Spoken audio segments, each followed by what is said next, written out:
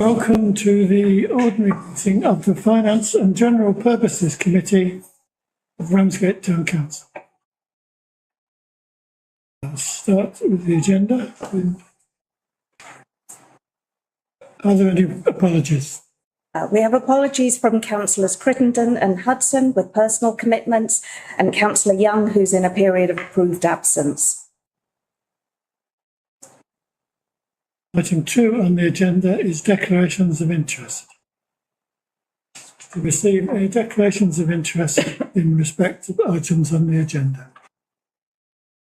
No, thank you. Item 3 on the agenda is previous minutes.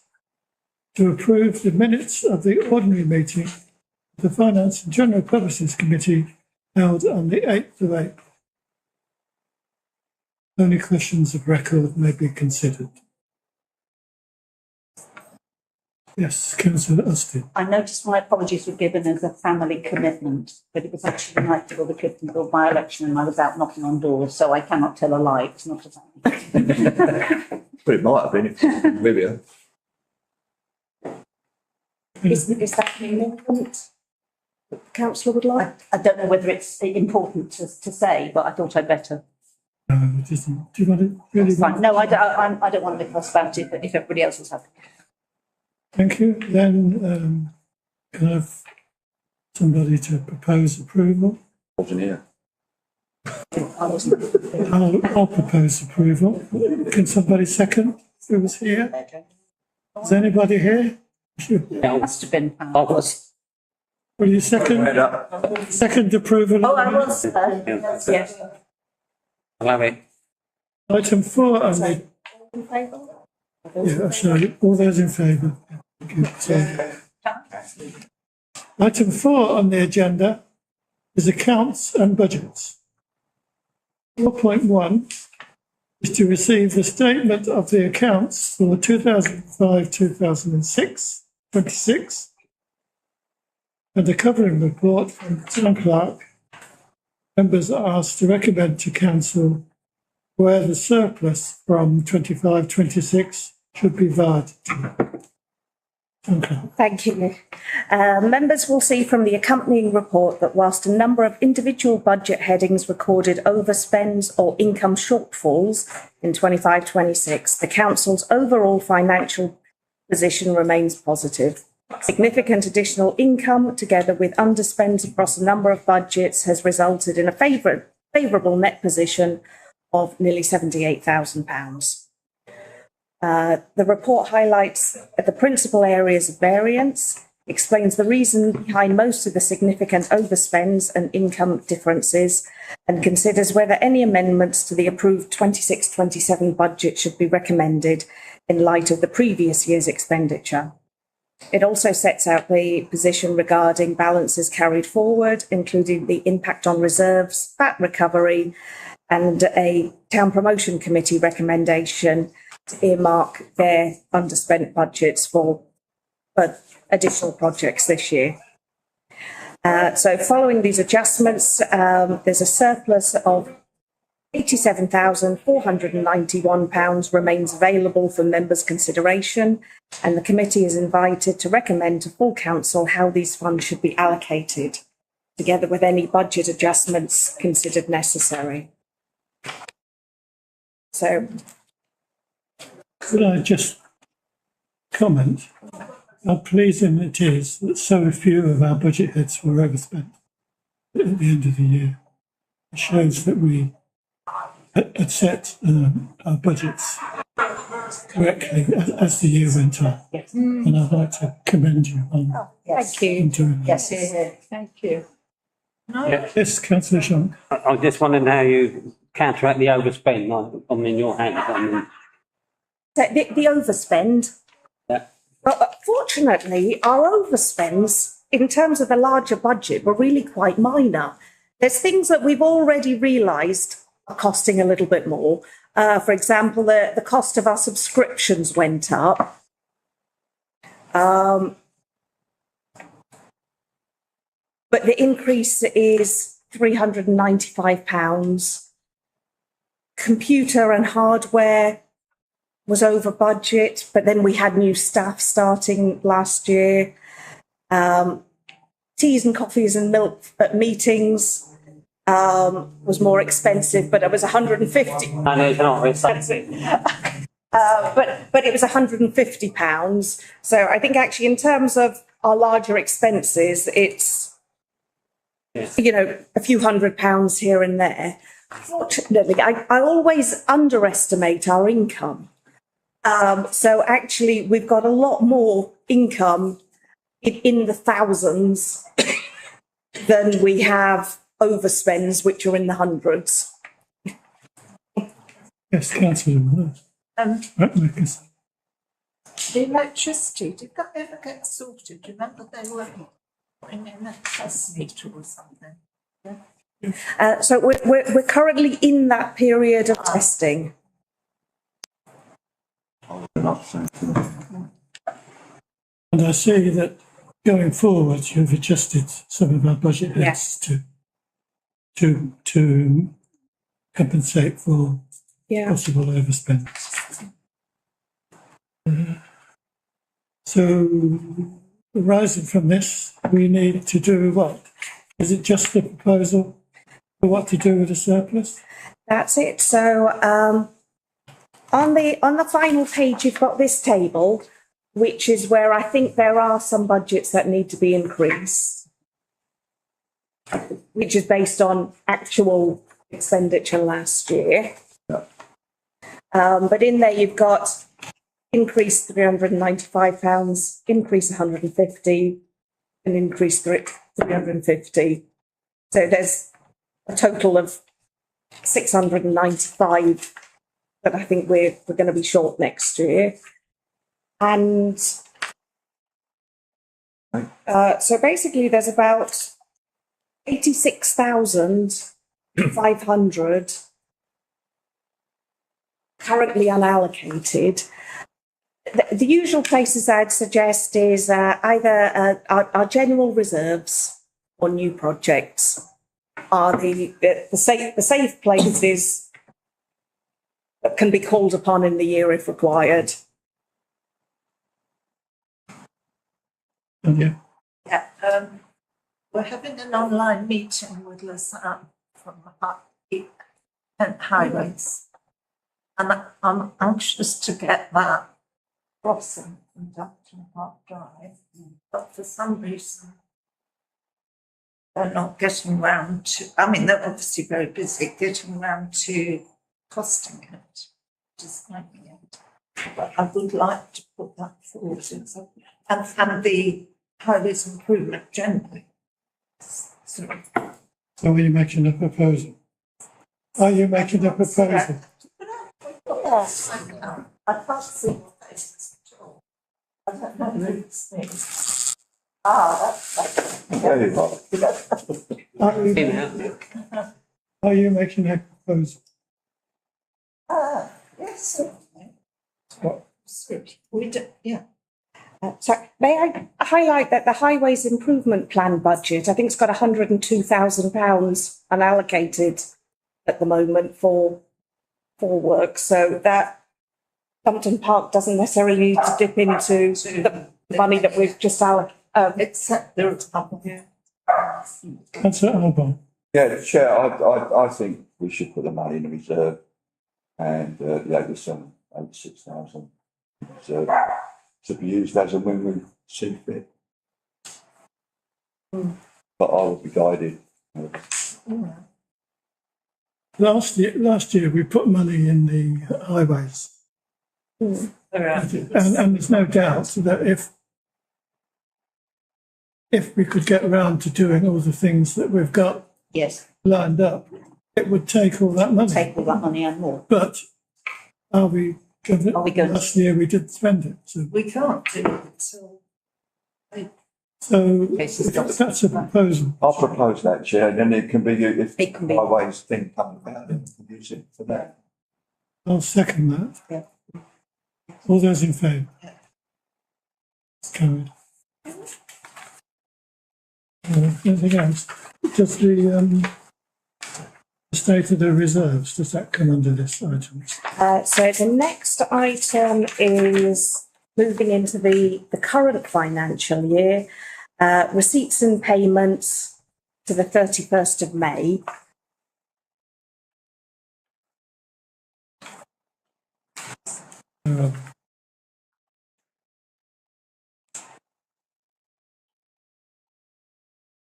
This is this one. Yes. To receive and note the receipts and payments up to the 31st of May 2026 and the general reserves report up to the 31st of May 2026. Thank you. Thank you.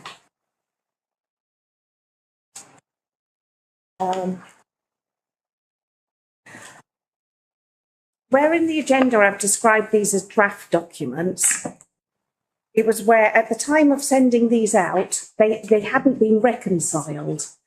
But actually at the the closing hours, Eileen managed to get these up to date to the end of June and reconciled. However, obviously at this point in the year, everything's looking very healthy because we're only 3 months in. And also a reminder that there's certain incoming and income and expenditure that only happens at certain times in the year. For example, the allotments, rent and water rates. We're going to receive the bulk of that in November.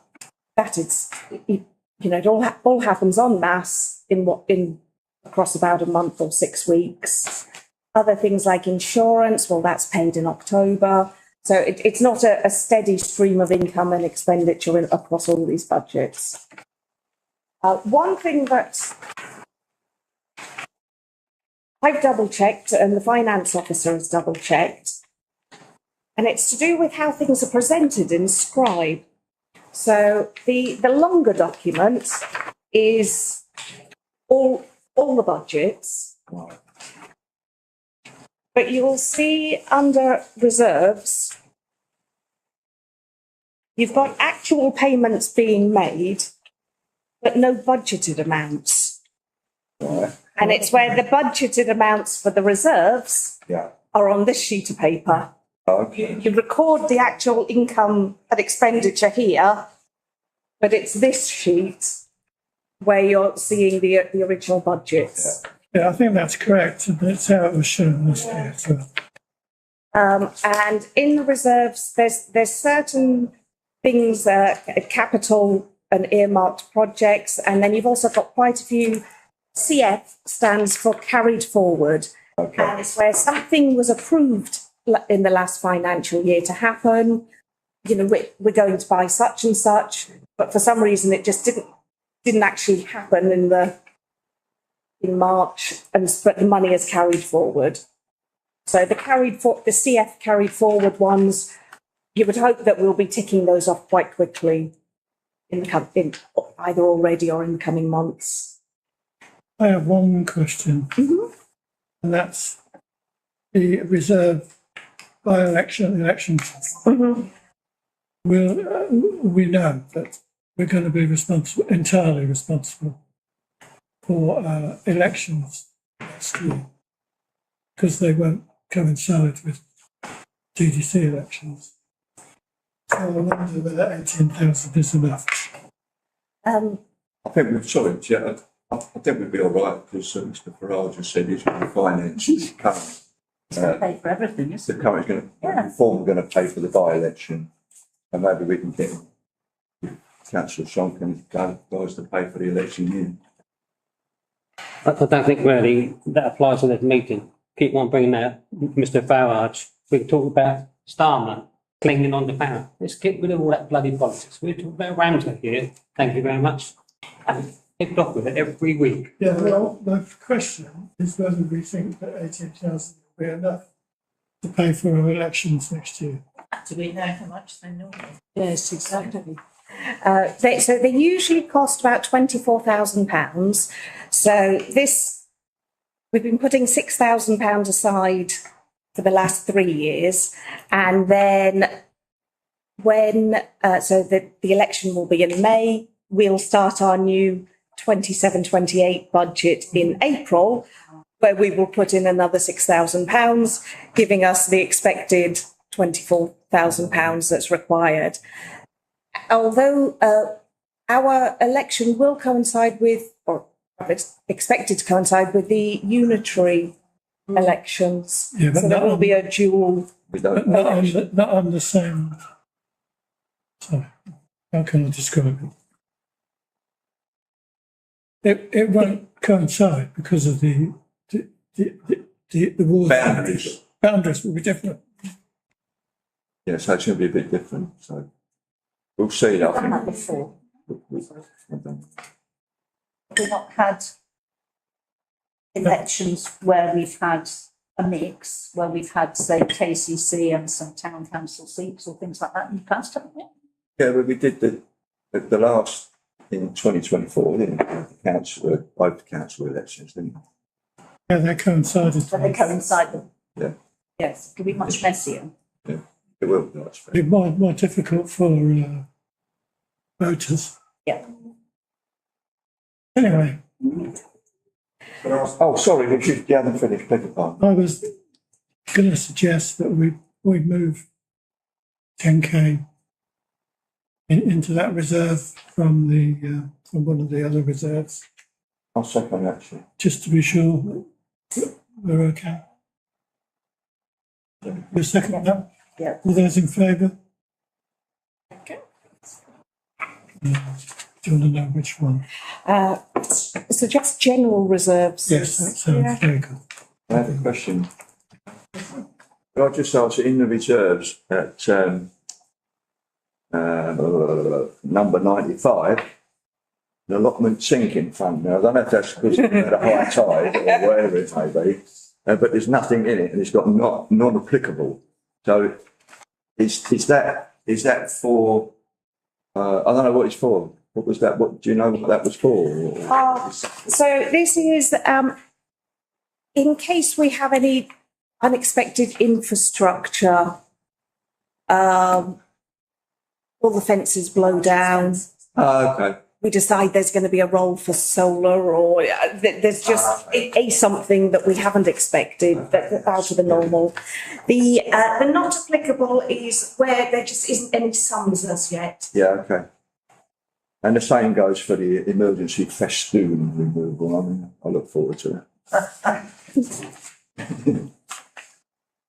The neighbourhood plan reserve, or the neighbourhood plan, are we likely to deliver that this year? I think so. Where is it sitting? No, it's sitting with us. It's come back. It's back. Yeah. I think we we better should try push to that on. deliver that this year.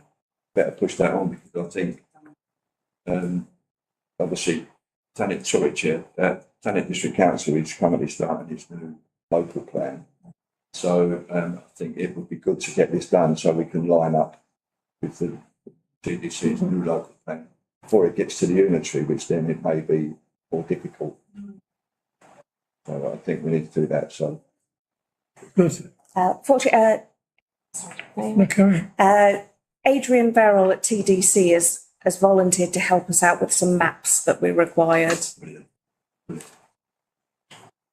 Don't we have to then do some consultation? Yes. Soon.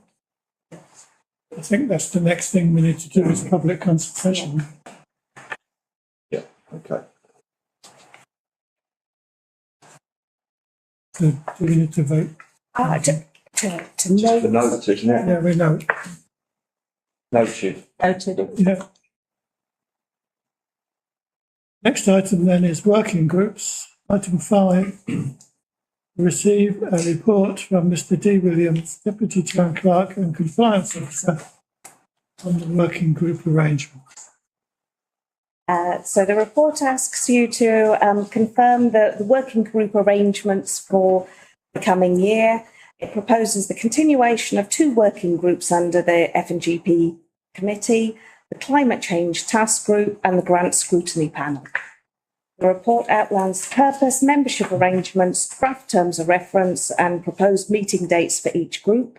It also notes a minor amendment to the grant scrutiny panel terms of reference to reflect an idea to incorporate reviewing the anchor funding return forms and making recommendations to the Town Promotion Committee, where at the moment the anchor funding is sitting outside of the grant scrutiny panel. It would make sense to bring it under the remit of that group. Okay. I propose that we adopt all the recommendations. Yeah. And do I have to ask Councillor Rustin if she wants to chair the climate change? Yeah. I'd be delighted. I propose, Councillor. I second that. I second that you move. Is that agreed? Great. Thank you. I believe there was also a vice chair for climate change task force. Councillor Robinson. Sticky me. I haven't asked him whether he's willing to carry on, but I assume yes. I'm sure he would. Shall we assume that he is, unless otherwise? And then with regard to the grant scrutiny panel, agree membership for the coming year. So it's currently councillors Nixie, Hetherington, Hudson and Moore. Councillor Hudson had joined the group as the mayor of the day. Okay. That makes sense. And they don't need a chair. We don't have, You want one? we seem to, it's on a collegiate level. You seem to be doing very well without one. I think we do it kind of quite Yeah. well, just doing it amongst ourselves. I mean, we could do it differently, but it seems to work okay. Do I have a proposal for status quo then? Status quo, yeah. Councillor Alban, seconded Councillor Austin. Is that with the mayor of the day or Councillor Hudson? I was just going to ask that question. If I may, Chair, no disrespect to our current mayor, I don't mean anything like that, but I think Councillor Hudson will have more time. Yes. Because Councillor is sometimes later, she works in the evening, doesn't she? So Yeah, I totally agree. Councillor. Is that a proposal? Contribution. I propose that. Yeah, second it. All those in favour?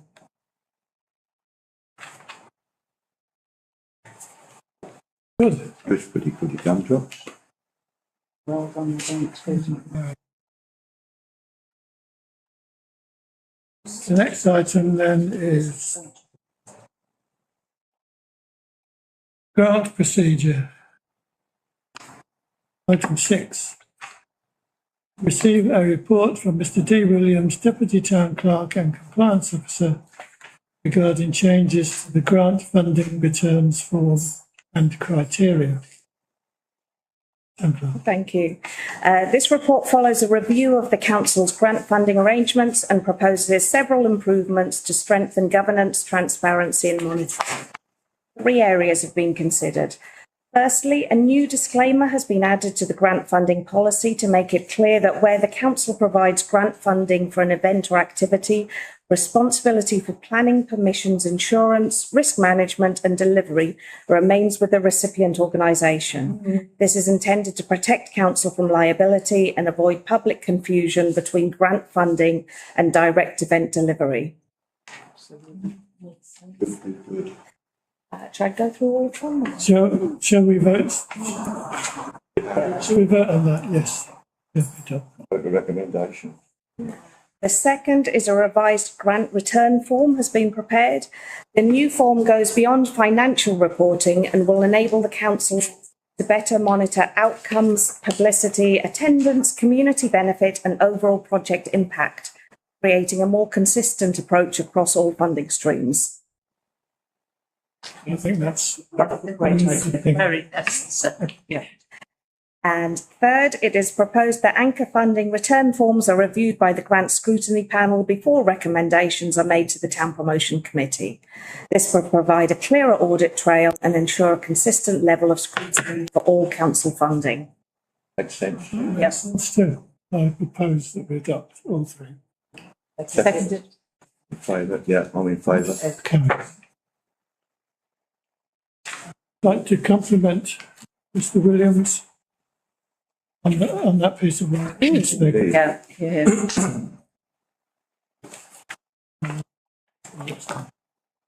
Next item is item 7, the Climate Change Task Group. To receive and note the Climate Change Task Group minutes from the 29th of April 26. Do we vote in each one separately, do you think? Probably should. Yeah. Yes, I propose that we note those minutes. Seconded. To receive and consider a report on the Windowsill planter scheme. So this is a proposal from the Climate Change Task Group to introduce small-scale windowsill planter scheme aimed at residents who do not have access to a garden. Following discussions with a local nursery, the preferred option is a terracotta planter package consisting pot, plants and compost with an estimated total cost of around £10 per unit. Residents would contribute £5 towards the package, with the council funding the remaining balance, which is a very similar scheme to the tree planting scheme. To manage demand and administration, it is proposed that the scheme is initially capped at 75 planter packages, similar to the council's fruit tree initiative, based on current estimates. The total scheme would cost approximately £750, with resident contributions of around £375 and a net council contribution of £375. The report notes that Young's Nursery have already been paid from a previous budget allocation, meaning there's no additional pressure on the current year's budget. The report also sets out practical arrangements, including publicity, collection and distribution arrangements, household eligibility restrictions and resident responsibilities once a planter package has been collected.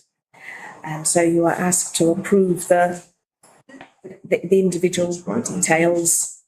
Councillor Preston. Oh, do you want to ask them? Yes. Sorry, I thought you did as well. I was just going to add a bit of information on this. Firstly, that we came up with this idea as a group because we'd had people say when we were offering the fruit trees, I don't have a garden, is there anything you can do for me, kind of thing. So we thought something that people could put on their balcony or windowsill, front step or whatever would be a good idea. We have had some problems because Young's been so busy over the, particularly during the heat waves, etc. We haven't finalised things with them for now, and we're starting to think that maybe we should move this into the early autumn, and it would be an autumn planter rather than summer planter, because with the heat at the moment we're too cheerful anyway. So it might be delayed a bit, and it might run alongside the fruit trees, but we're still committed to going ahead with the project if the committee is happy. Lavender. This is really a beautification project. It is a beautification project, to be honest, but it is a climate change project from the point of view that anything that anybody plants is going to absorb carbon. And it might help bees or something. It might help bees, it might help pollinators, it might help insects generally. Anything that can help that. Did you want to say anything, Councillor? You know, we all got those volunteers, what were they? Tents. Yes. So who paid for those? The town team, I think. Oh, the town team, because they were delivered with soil and stuff. Yes. Yes. I think it was a town team project. Oh, right. I can't remember that, to be honest. Part of which my geraniums were lifted. Yeah. My only thing about terracotta planters on windows is that they're properly secured. Yes.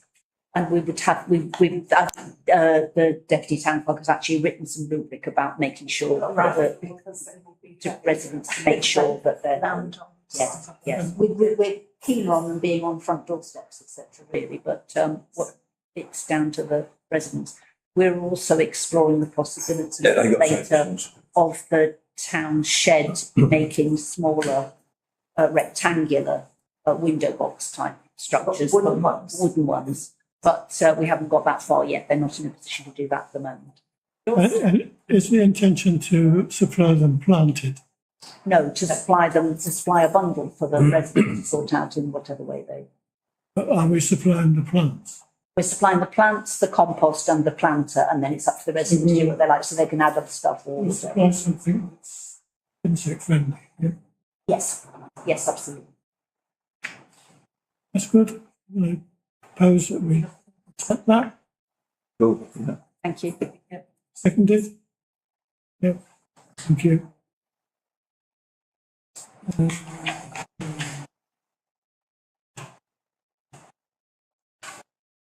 To receive a report from the town clerk and consider how to proceed with the grant application to change X for a precious plastic community recycling project.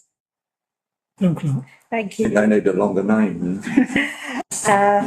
This report is making you aware of a funding application that has been submitted to Change X for a community plastic recycling and environmental education project in Ramsgate. The application seeks external funding of up to £20,000 and does not commit the council to delivering the project. At this stage, members are being asked to consider whether they support the project in principle should funding be secured. Any decision to proceed would be subject to further report addressing governance, finance, health and safety, insurance, venue provision and long-term sustainability before any commitment is made by the council. The obvious question for me is, what does precious plastic mean? What is it? What are they doing with it? Where's it going? How big is it? You know, interesting. Precious plastic is a brand name, if you will, of a type of project that recycles different types of plastics and provides equipment and so on to do so. And there's a variety of projects. The nearest one to us is in Sittingbourne. And ChangeX is an organisation, an international organisation that has landed on this as one of the things they want to fund this year. And we've been talking about the possibility of introducing recycling of some kind for a little while. And all of a sudden this landed and there was a very quick turnaround to get the proposal in. Is this different to what TDC do?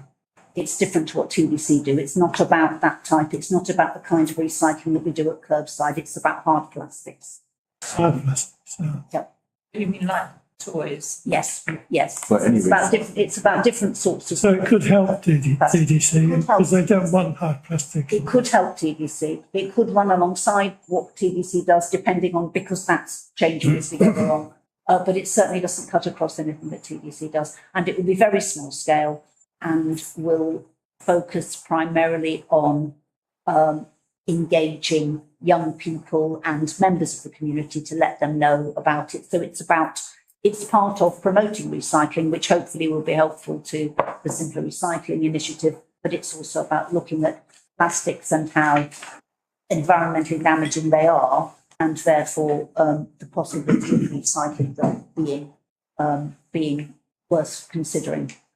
We have heard back from the funders just to say that they have been overwhelmed with applications, which is not good news for us, but it's good news generally out there. And that therefore they'll be longer making a decision than they'd expected, but they still hope to get back to us by the end of July. That's a shock. Yeah, I mean, plastic, not fantastic. I've said that for many years. There's really good hardware in plastic chairs. I think they got one at Waitrose. It's compressed plastic. It's better than wood. It lasts forever. I think there's one on the Wellington Road, which people use, that was funded by KCC. So if you go to a Hyde, they've got containers there, one for plastic, one for tins, and one for cardboard. I mean, I don't think we recycle enough. You come round Ramsgate, it's a mess every night. So at the high street, there's nobody, a seagull bag, so the worst thing anybody ever Or, I think we should recycle more plastic, even if we just stored it for a while, melt it down and use it somewhere along the line. That's the plan of this. Single bags were to meet a particular problem, as you know, which was seagulls tearing the plastic bags apart. Councillor Mackinson.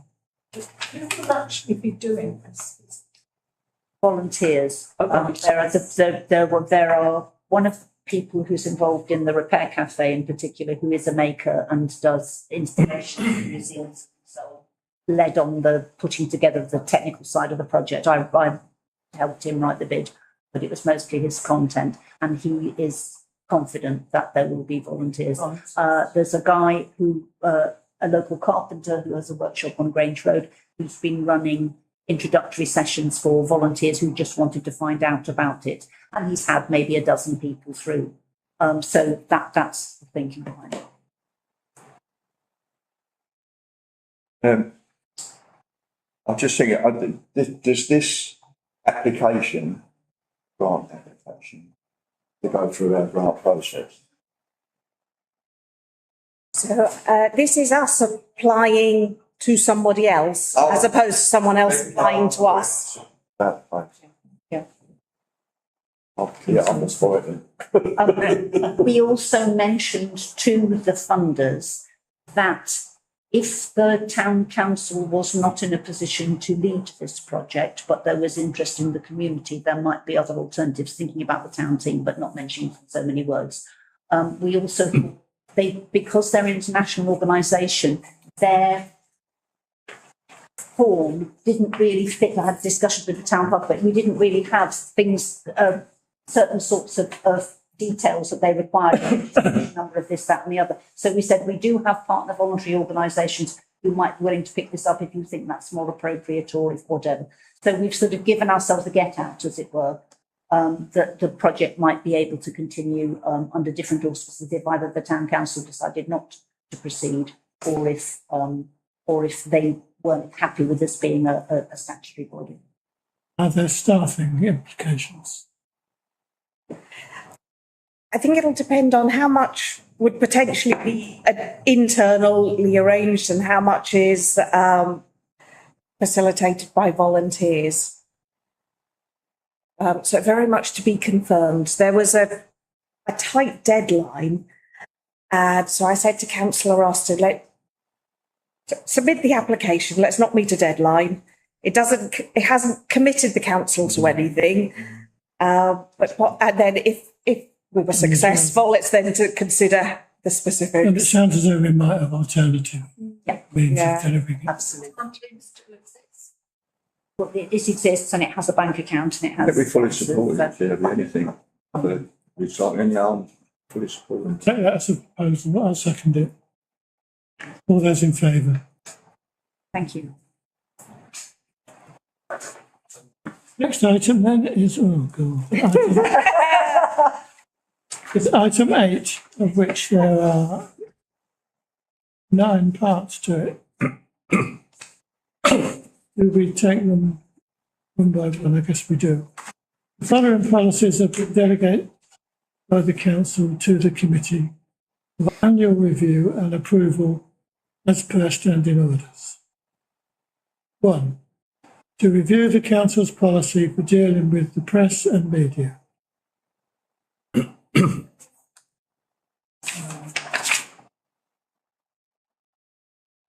So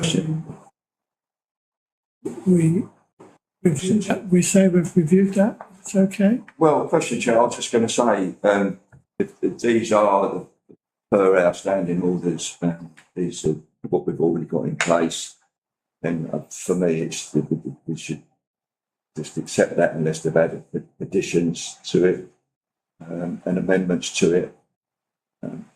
Shall I give that? I can help. Yeah.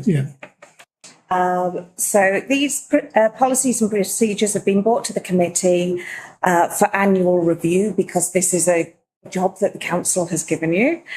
Items 8.1 and 8.6 are for noting. There's unless you would like to suggest any changes, there are no changes that officers are aware of. The other items have got amendments, and this was the purple text throughout the documents. And this relates to updated wording or where there's been legislation updates. And I'm going to go through each one quickly. Just, say 8.1, and if anybody has got any changes they want to propose, they can. If not, I want somebody to propose that we adopt it. So 8.1. Proposed acceptance, yeah. Did you want to say I something? just wanted to say, I think the online complaints flow chart is brilliant. And I can see it Yeah. in all sorts of other contexts as well. I tend to pinch it. But yes, thank you. Just respond. I also wanted to say that I thought it was extremely impressive document and very clear, Very and helpful. it seemed to flow naturally. Yeah. If in doubt, consult this. Yeah. Yeah. Okay. 8.2, which is review of the council's employment policies and procedures. Consider the recruitment policy and consider the dignity at work policy. There are no comments. I will propose acceptance. Yeah, seconded. Seconded. Thank you. 8.3, to review and consider the community engagement policy. Once again, if there are no comments, I will propose acceptance. Seconded? Seconded. All those in favour? Thank you. 8.4, to review and consider the emergency communications policy. Again, if there are no comments, I will propose acceptance. Seconded. Carried. 8.5, to review and consider the filming and recording procedure. Once again, I will propose acceptance if there are no comments. Seconded. And where are we? 8.6, to review and consider the honorary freeman policy. I think that's pretty straightforward, Chair, to be quite honest. Propose acceptance, seconded and carried. Item 7, to review and consider the mayor's cadet policy. Explain what that is. I probably should know. Thank it's customary for the mayor to have a cadet, and there are 4 cadet organisations in Ramsgate, and so they have it on a kind of annually. It's their responsibility to put someone forward. The policy also sets out safeguarding, and at the moment, no staff are DBS checked.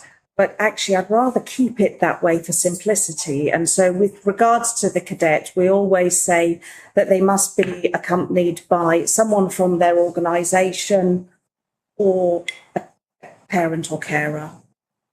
It's actually a lot simpler than saying going to work one-to-one with minors. It does give an opportunity for a youngster to expose to that sort of form of position. I think it's really good for them. Councillor Edwin. Yeah, I mean, there was a very positive response from the last cadet, actually. It felt really been a real growing curve for them. So I think it's a nice thing, actually, if we can take one from different organisations and give them that opportunity. Give me some confidence. Yeah, exactly. Yeah. I think that's really great. Yep. Really good. It gives good. I'm going to propose acceptance. Seconded and carried. Item 8, to review and consider the personal portable appliance policy. Town Clerk. You need to say anything? No, so this is to bring the policy in line with current health and safety guidance, and now explicitly references the Health and Safety at Work Act, the electricity and work regulations, and a risk-based approach to inspection and testing. Additional guidance has been added on approved charges, user visual inspections, damaged equipment, defective appliances, and reporting requirements. The amendments also clarify the responsibility of users and competent persons responsible for electrical safety. So it's when officers, yourselves, other visitors come in with a laptop and are plugging things in. So I'll propose that we accept that policy. Item 9 and the final one is to review and consider the reserves policy.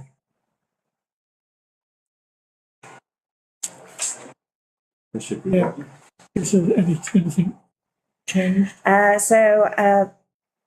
The update to the current guidance replaces the previous practitioner's guidance citation, which no longer exists, with the 2025 Small Authorities Proper Practices Panel Practitioners Guide.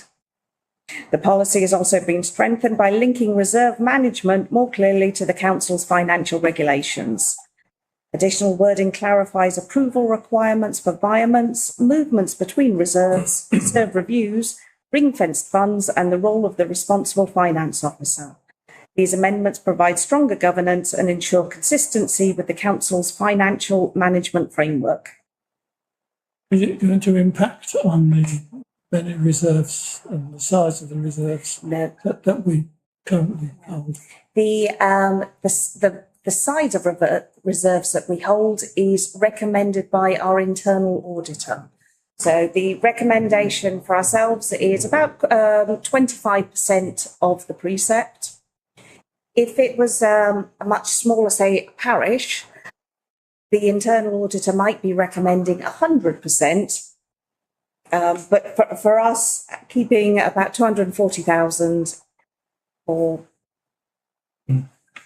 it's recommended. I've always considered that we need to be able to exist for 6 months without access to a bank, to the necessary. Okay. Yeah. So I'll propose that I'll second it, that we accept that. Yeah. Thank you. Right, next item is item 9, appraisals. To receive a summary report of the key themes identified in the 2026-2027 annual appraisals of all staff. John Clark. Thank you, Chair. So all staff have been appraised, and the specific appraisal documents for each staff have been shared with the Chair and Vice Chair of the committee, and then the Chair and Vice Chair of the Council out of courtesy. This report is just giving you an overview of key themes. The appraisals indicated that staff performance remains strong with no significant performance concerns. Staff were feeling workload pressures, but I think this was really quite linked to when the appraisals were taking place in the year.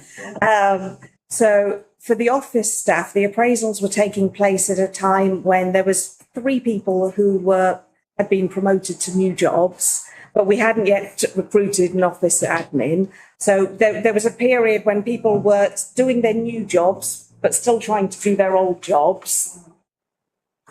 But we now have a full complement of staff, so we do have more resources than previously. And at the same time, after the technicians' appraisals, they were just in the thick of weekend work for Eurovision, Operation Dynamo. But again, all things that we can sort out internally. Training staff are very into training. Looked at professional development needs, staff wellbeing considerations. The report also identifies organisational strengths and areas where managers will continue to monitor capacity, training requirements and working arrangements to support the effective delivery of council services. Councillor Arbour. Yeah, I'd just like to say how proud I am as being the chair of this council of our staff. Yes. How hard working they are and what they're prepared to do, you know, on their days off. And like that. I can't praise them highly enough. That's all staff in here. And I have to say that the new staff that we have here, you know, they slotted in, working well, everything's going okay. And so, yeah, I'm really, really proud of them. Thank you. Councillor Heslington. Yeah, I'd like to agree with Councillor Ogden, particularly, I mean, recruitment, we've recruited some very good staff this year, but promotions internally have gone extremely well. Everyone has taken on for their new roles. But I'd also like to congratulate you because this is rare. I supervise an awful lot of organisations, and very few of them are getting annual appraisals at the moment.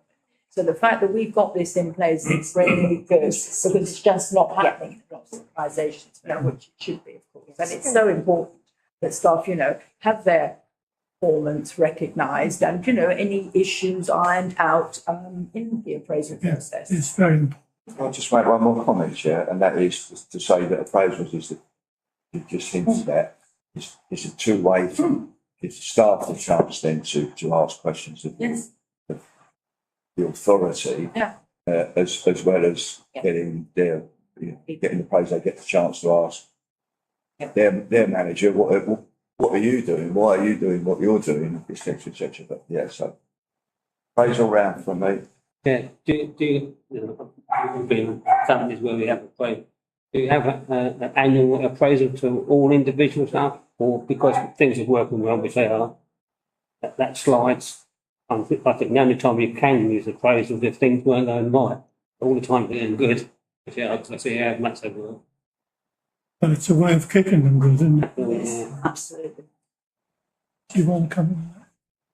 No, and just to confirm that it is all staff, but I would say that everyone with line management responsibility is accessible every day. So we're not saving up problems to be addressed in the appraisal in 4 months' time.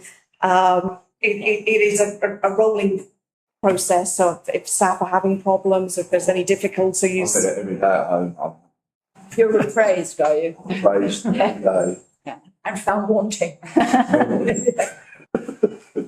I propose that we accept the report. I second that, Chair. Thank you. The final item is a confidential item, so I'm going to read out.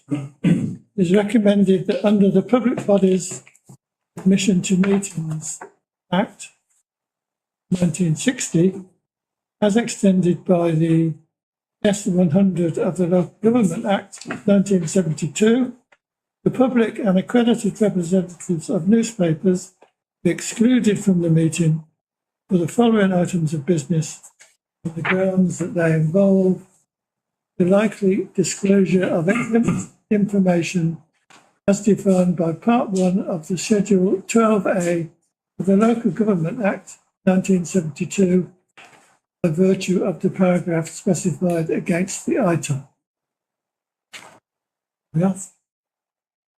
So if members could vote to. Can we vote to exclude? Yes, agreed. Thank you.